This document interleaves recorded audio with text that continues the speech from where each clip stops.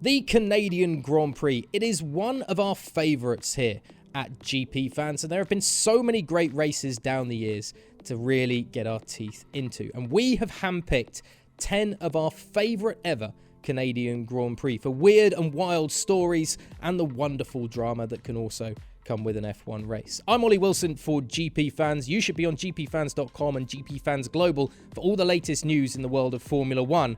And this is our rundown of our favourite races from Canadian Grand Prix of the past. 1967. A first race with traffic problems. Canada celebrated its centennial in 1967, and there's no better way to celebrate than by hosting your first ever Formula One Grand Prix.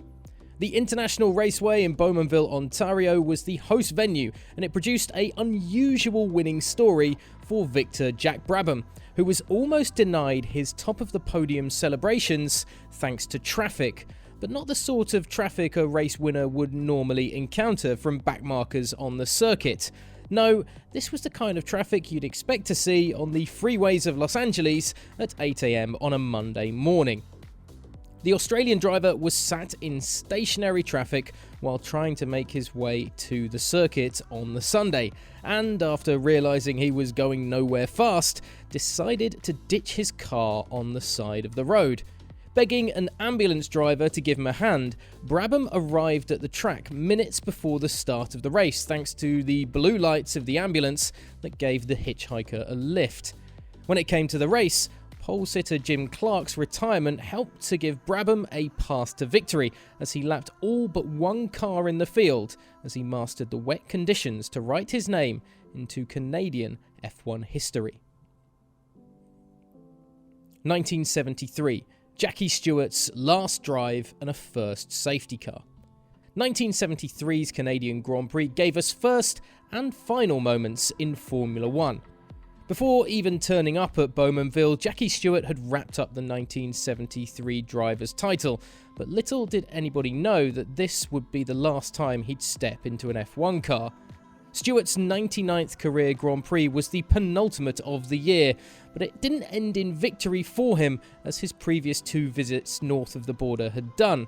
That honour went to Peter Revison, but that was only bestowed upon him 2 hours after the checkered flag.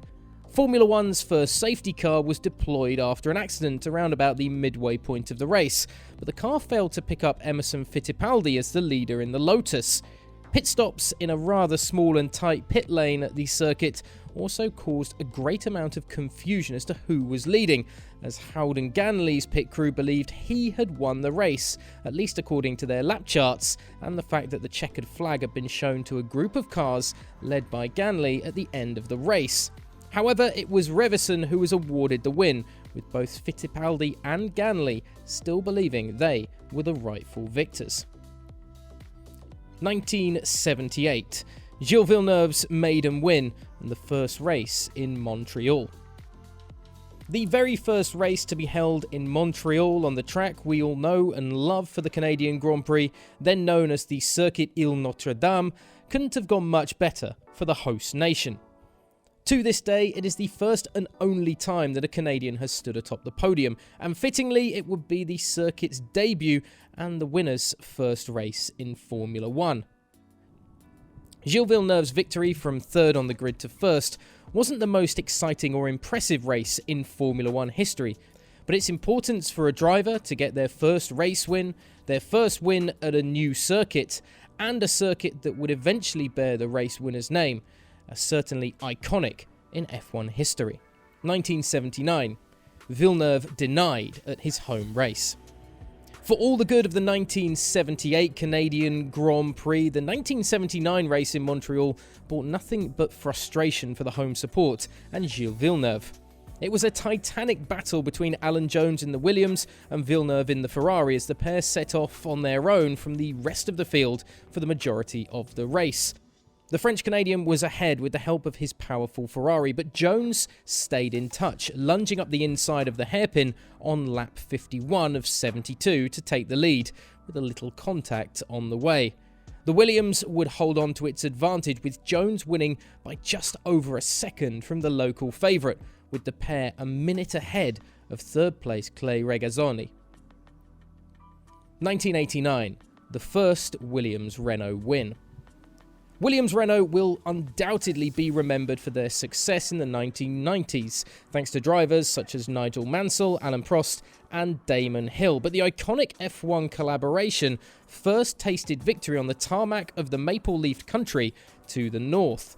In 1989, the race was another damp event in difficult conditions, but it was unsurprising to see Ayrton Senna in the McLaren in cruise control for the majority of the Grand Prix.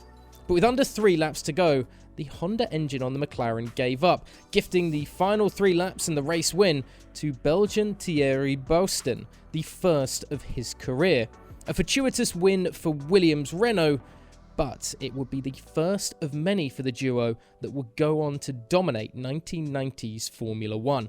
1998, Schumacher wins as Wirtz goes for a spin. Skipping forward 9 years, the 1998 Canadian Grand Prix would be remembered for the first corner more than anything else, as a rather iconic coming together between Jean Alesi and Alexander Wirtz sent the latter barrel rolling across the gravel trap, knocking Jarno Trulli out of the race as well.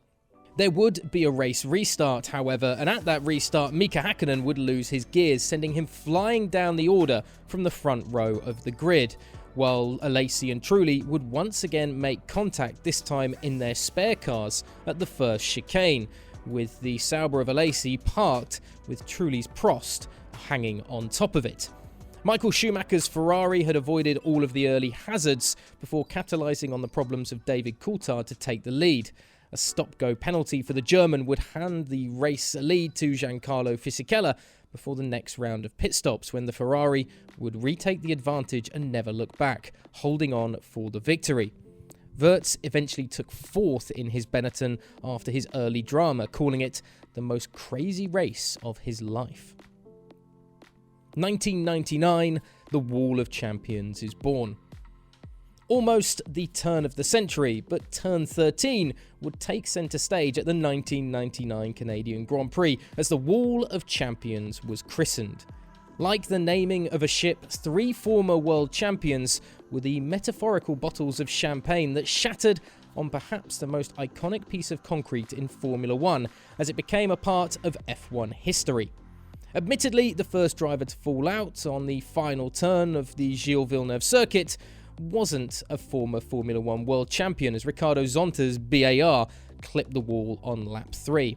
But 12 laps later, Damon Hill's Jordan went too wide at the final turn, colliding with the barrier and out of the race.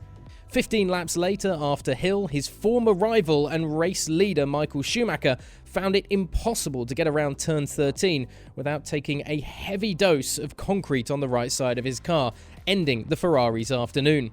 Finally, Jacques Villeneuve would be the last casualty of the wall that weekend as his BAR battered into the trackside barrier and out of the race. 1998 Drivers' World Champion Mika Hakkinen would take the race win en route to his second World Championship, but perhaps the greatest legacy of the race came from one turn that bettered some of the best to drive in the sport. 2007, Hamilton's first win. Over 100 race victories, but it had to start somewhere, and it all started in Canada for Lewis Hamilton's Formula 1 career. The former McLaren driver was in the midst of his battle with teammate Fernando Alonso coming into Canada, but still hadn't tasted top-step champagne in his rookie season in the sport. That would change as the young driver's class and pace came to the forefront across the weekend, as he qualified on pole and went the distance on Sunday for the race victory. The first black driver to win in Formula 1, the first rookie driver to win in Canada, and the first race win of many, Hamilton had made history. The only downside to the afternoon was an incident involving Robert Kubica, who took to the grass on the run-up to the hairpin and went airborne, flying into a concrete barrier at almost 300 kilometers an hour.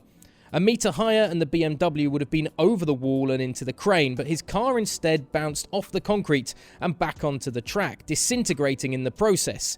Amazingly, he walked away with only a sore ankle and a concussion. 2008. Hamilton's pit lane palaver. So why are we discussing Robert Kubica's crash at the 2007 Canadian Grand Prix, you may ask? Well, that's because the Polish driver would bounce back a year later to take the race